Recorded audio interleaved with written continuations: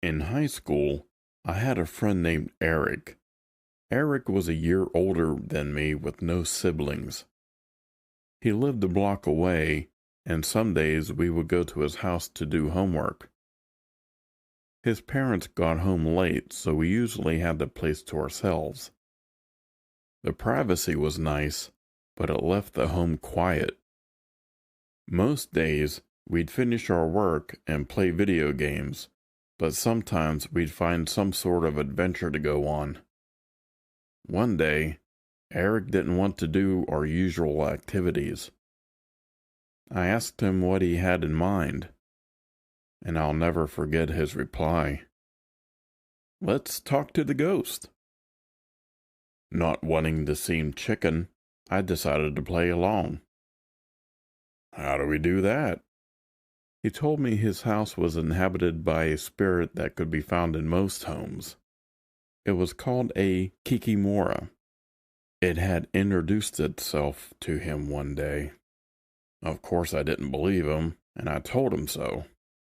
Eric said he'd show me, then went off behind the fridge in the kitchen. When he came back, he held a dirty sticky pad with a dead mouse glued to the surface. "Follow me," he spoke before walking towards his dark basement. At the top of the stairs, he knelt with his hands holding the dead mouse in the darkness between the steps. "Kikimora! Kikimora!" he called in an almost song-like voice.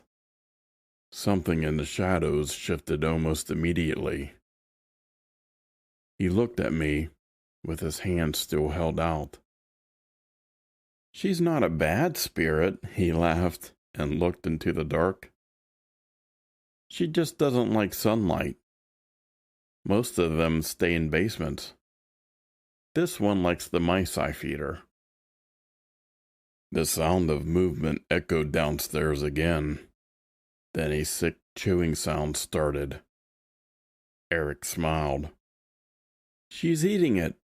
Come here, if you look now you might—" He stopped, waving me forward. His face flushed pale at the sound of a louder crunch.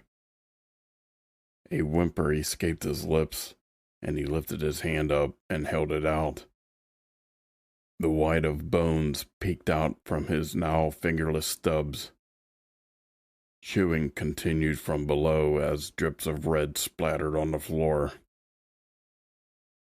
Then his throat-ripping screams filled the house. I remember stumbling back on my butt, scooting away from him as he screamed. I managed to trip my way to the main door and shut it behind me. The wood didn't block the sound of pain from inside. I ran until I got to my house and didn't stop until I was in my closet. Once behind the coat hangers, I blacked out. Eric was committed after that, and his family moved. I didn't get a chance to speak to him again, but recently, I've been thinking about it. When he said the Kikimora lived in most homes, I didn't want to believe him. But lately, I've been hearing it, waiting in the darkness. If you listen, you might too. Be careful if you feed it.